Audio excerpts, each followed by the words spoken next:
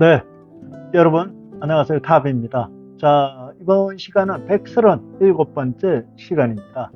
자, 살아생전, 부모님 살아생전에 기쁘게 해드려야죠. 돌아가시고 아무리 정말 효도를 다한다 방법이 없습니다. 그래서 가장 중요한 것은 살아계실 때 기쁘게 해드리는 게 중요하다 하는 얘기를 드리고 싶습니다. 자, 그래서 오늘 137번째 시간은 일곱 가지를 얘기를 드릴까 합니다. 자, 첫 번째는 대화, 두 번째는 표정, 밝은 표정, 세 번째는 문안, 네 번째는 어차피 사람은 때가 되면 죽을 수밖에 없는 그런 운명입니다. 거기에 대한 대비, 그리고 다섯 번째 여행, 건강할 때 함께 여행. 자, 여섯 번째 대못을 박는다. 자식이 부모에게 말 한마디 잘못한 거 꼭 있을 것 같아요. 저도 그래요. 자, 그리고 일곱 번째, 다른 방식, 부모님의 방식을 인정을 해드리자 하는, 주제로 일곱 가지 얘기를 드릴까 합니다. 자, 첫 번째입니다. 자, 대화, 이야기를 자주 해라. 부모님들은 주로, 이 손주들 얘기, 그 다음에 이제 내가 하고 있는 사업에 대한 얘기 등등, 작은 얘기지만, 이런 얘기들을 참 귀담아 들으시더라고요. 특히 손주들 얘기는 말할 나위도 없고, 그래서 사소한 거지만, 많은 얘기를, 해드려라. 자, 그리고, 부모님께서 뭔가 이렇게 툭툭 던지는 얘기들이 있습니다. 사실 그건 바라는 얘기죠. 해달라는 얘기입니다. 자, 그래서 그런 작은 대화, 작은 얘기도 좀 귀담아 들어야 된다 하는 얘기를 드리고 싶습니다. 자, 두 번째입니다. 표정. 밝은 표정이 부모님한테는 가장 큰 선물이에요. 저는 우리 할아버지 때, 그리고 아버님, 저 이렇게 해서 이제 모시고 사는 그런 가정이었거든요. 자, 그러다 보니까 집안에 회사에서 제가 이렇게 좋지 않은 일을 집에 그 표정을 가지고 간다 그러면 걱정을 많이 하십니다. 특히 어머님이나 아버님은 조금 덜 하더라도 어머님은 걱정을 많이 하신다. 뭔 일이 있을까봐.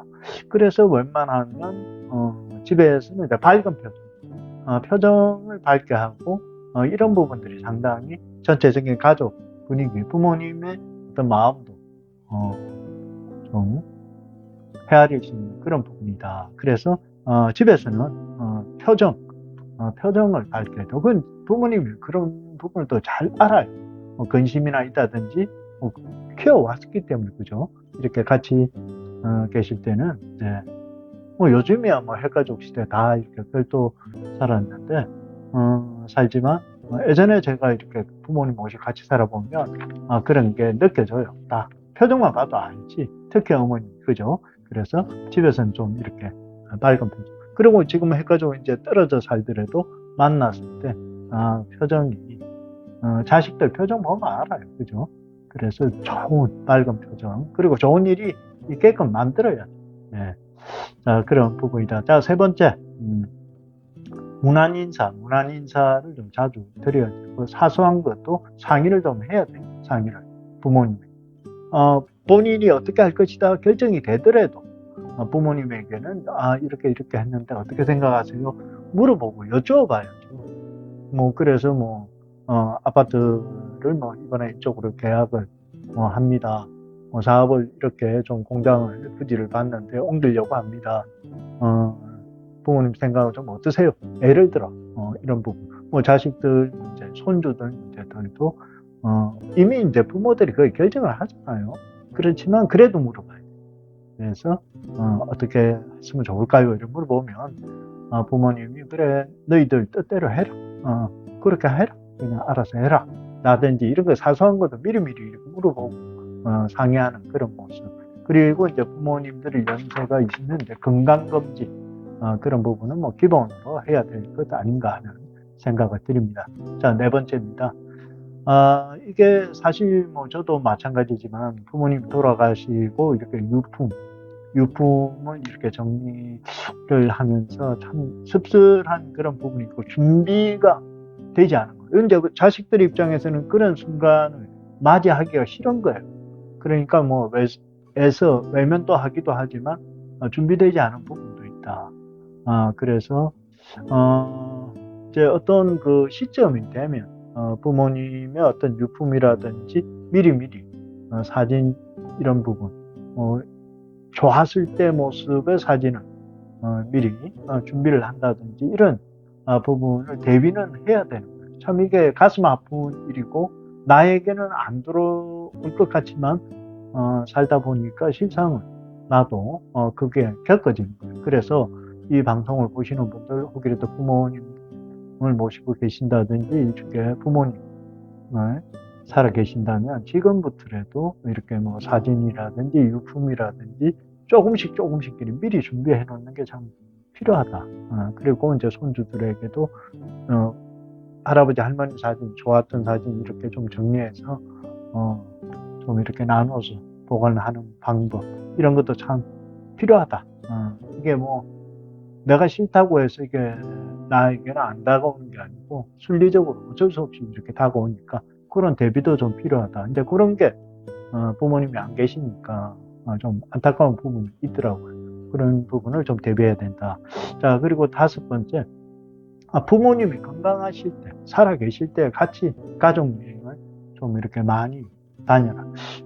다행인지 불행인지 이제 우리 뭐 저희 경우는 이제 부모님들이 이렇게 다니시고 뭐 이렇게 온천을 참 좋아하시고 이러다 보니까 거의 주말을 함께 가족들, 손주들 이렇게 해서 그 당시에는 콘도를 그냥 매주 같은 거를 뭐 잘한 건지 못한 건지는 몰라도 그런 거 하나라도 그냥 기억에 남고 뭐 특별히 뭐 이렇게 많이 준비하지 않고 바로 주말이면 퇴근하자마자 바로 갔던 뭐 그런 게 나중에 아이들에게 또 추억으로 저에게 또 추억으로 이제 부모님들도 그런 게 하나의 뭐 서로 이렇게 기억으로 남지 않나 하는 그런 생각입니다. 그래서 부모님이 움직일 수 있고 건강할 때 함께 가서 만난 것도 많이 먹고 가족이 이렇게 좋으면 아무거나 먹어도 맛있어요.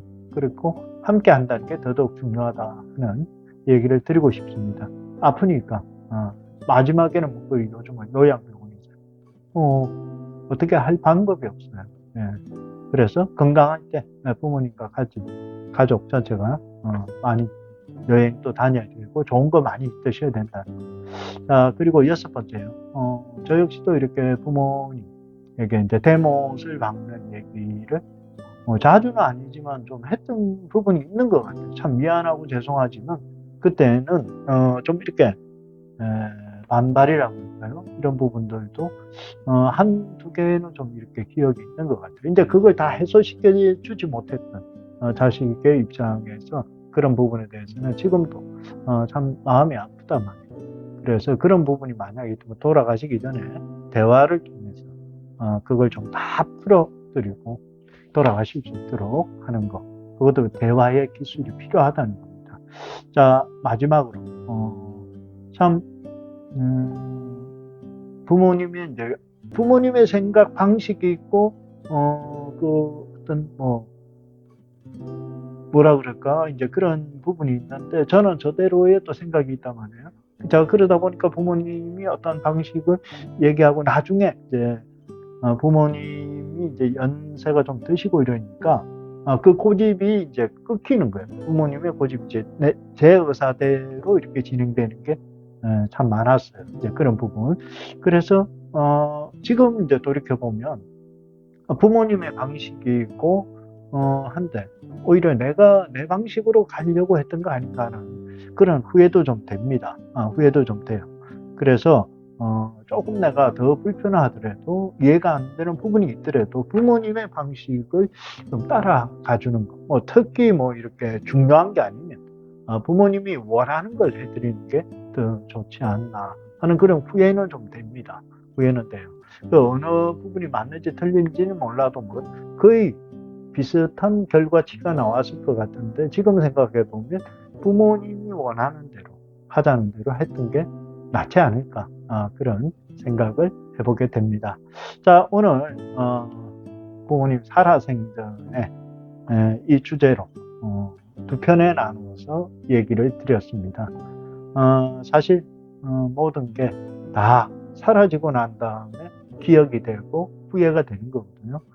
그것보다 계실 때 내 눈에 보이고 내가 함께 호흡할 때 부모님이란 존재의 가치가 있는 것만 해도 큰 힘이 된다는 거 잊지 마시기 바랍니다. 자, 감사합니다. 탑이었습니다.